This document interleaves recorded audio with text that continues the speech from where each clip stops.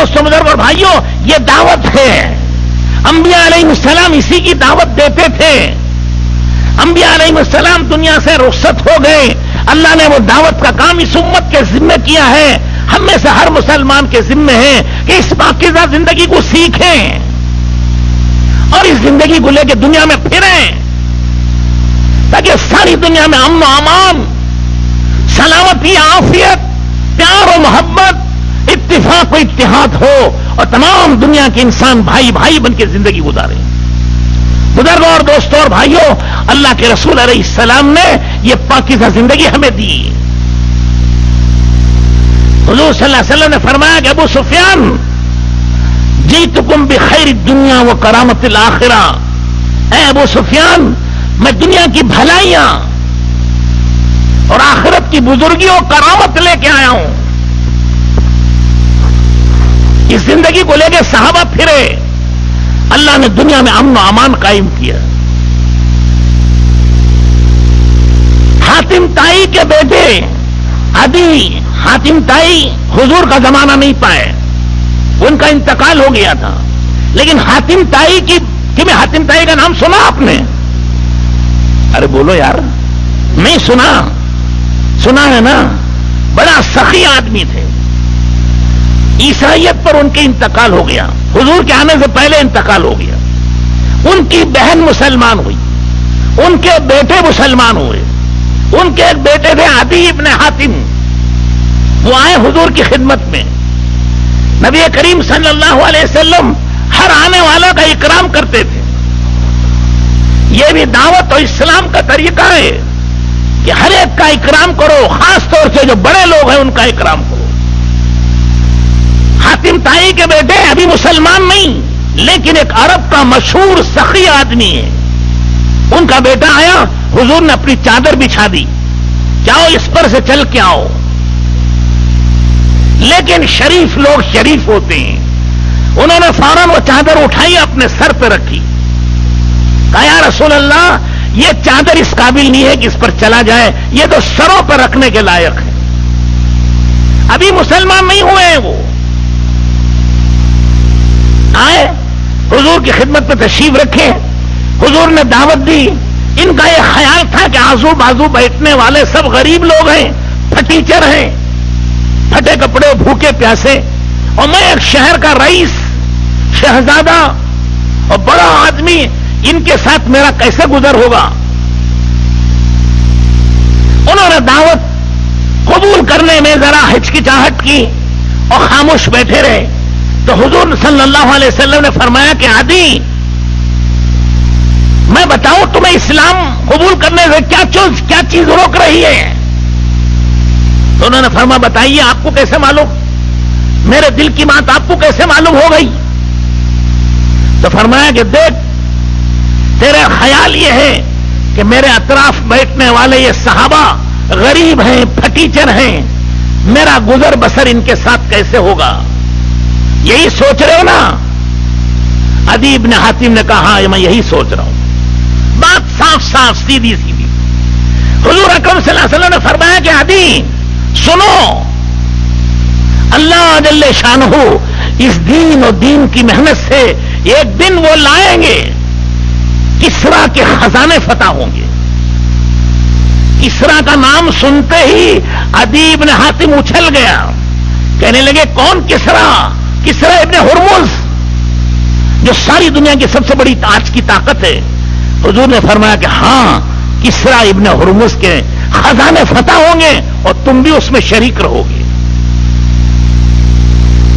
پھر حضور نے فرمایا دوسری بات، اے عدی سنو، دعوت و دین کی محنت کی برکت سے اللہ ایک وہ دن لائیں گے، یمن سے، صنعاء سے ایک عورت چلے گی، مالدار، خوبصورت، مکے میں حج کرے گی، واپس جائے گی تنہا، اس کے ساتھ کوئی نہیں ہوگا. عدی ابن حاتم کہتے ہیں میری قوم کے ڈاکو کا مر جائیں گے، جب یہ تو لوٹ لیں گے. کہ نہیں، اسلام کا یہ اثر ہوگا، ایمان کا یہ اثر ہوگا. پھر فرمایا کہ عدی تیسری بات سن، اللہ اس دین اور دین کی محنت سے اتنی برکت دیں گے کہ لوگ زکات دینے والے ہوں گے، لینے والا کوئی نہیں ہوگا. ایک آدمی صبح نکلے گا زکات کو دینے کے لیے، شام تک چکر لگائے گا، کوئی فقیر و مسکین اس کو نہیں ملے گا. انہوں نے اسلام قبول کیا، حضور اکرم صلی اللہ علیہ وسلم کا انتقال ہو گیا، حضرت ابو بکر صدیق رضی اللہ تعالیٰ عنہ کا زمانہ گزر گیا، حضرت عمر کے زمانے میں کسرا کے خزانے فتح ہوئے اور اس کے خزانوں میں ان کا بھی حصہ لگا. عدی بن حاتم کہتے میں نے اپنی آنکھوں سے دیکھا حضور کی یہ پیشین گوئی برسوں پہلے آپ نے فرمایا تھا، آج وہ سچی ہو گئی. پھر اس کے بعد فرماتے ہیں میں نے خود اپنی ان آنکھوں سے دیکھا کہ یمن سے ایک عورت چلی اور اس نے حج کیا. حضرت امیر المومنین عمر رضی اللہ تعالیٰ عنہ سے کچھ مشورہ کرنا تھا، مشورہ کر کے واپس جانے لگی. حضرت عمر نے پوچھا تمہارے ساتھ اور کون ہے؟ اس عورت نے کہا میرے ساتھ اللہ. حضرت عمر نے پوچھا راستے کیسے پائے؟ یہ لگا ایسا معلوم ہوتا تھا جیسے سب میرے ماں باپ ہیں، کسی نے میرے مال کی طرف، میرے حسن و جمال کی طرف اور میری جان کی طرف نظر نہیں اٹھا کے دیکھی. جان محفوظ، مال محفوظ، عزت و آبرو محفوظ. حضرت عدی ابن حاتم کہتے ہیں میں نے اپنی آنکھوں سے دیکھ لیا، اللہ نے چاہا تو میں تیسری بات بھی دیکھ لوں گا. وہ ان کے زمانے میں نہیں ہوئی. اس کے بعد حضرت عمر ابن عبدالعزیز رحمت اللہ علیہ کے زمانے میں واقعہ پیش آئے تھے کہ صبح آدمی گھر سے نکلتا تھا زکات لے کر کہ میری زکات کوئی لے لے، زکات لینے والا ملتا نہیں تھا. شام کو واپس آ کر بیت المال میں داخل کر دیتا ہوں. دیکھا آپ نے اللہ جل شانہ نے اس ایمان اور دین کی محنت کی برکت سے دنیا میں امن، سلامتی، عافیت، خیر و برکت، عزت و بلندی اللہ جل شانہ نے دیے اور آج بھی دیں گے اور قیامت تک دیں گے.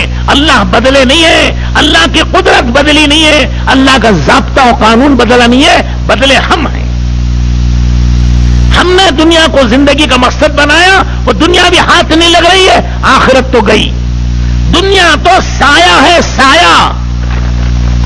دین اصل ہے، دین کو پکڑو گے سایہ بھی ہاتھ میں آئے گا. اگر کوئی اصل چھوڑ دے، سائے پہ ہاتھ مارے تو وہ سایہ ہاتھ لگے گا. ارے بولو لگے گا. آدمی چل رہا ہے پیچھے کوئی سایہ پکڑے تو ہاتھ لگے گا. وہ زندگی بھر سر پٹک پٹک کر مر جائے گا، ہلاک ہو جائے گا، کبھی اس کے ہاتھ میں سایہ نہیں آ سکتا. ہاں اصل پکڑو، سایہ اس کے ساتھ ہے، سایہ اس کے ہاتھ میں آ جائے گا. دین پکڑیں گے اور دین پر چلیں گے، سایہ ہے یہ دنیا اس کے ساتھ آتی چلی جائے گی. بزرگوں اور دوستوں اور بھائیوں، اس دعوت و تبلیغ کے ذریعے سے یہی عرض کیا جا رہا ہے کہ اللہ کے راستے میں نکل کر ان صفات کو ہمارے اندر اپنے ہم پیدا کریں گے اور اس کو دنیا میں پھیلائیں گے. اللہ جل شانہ آپس میں محبتیں، الفتیں پیدا فرمائیں گے اور اللہ تعالیٰ خیر و برکت کے دروازے کھولیں گے.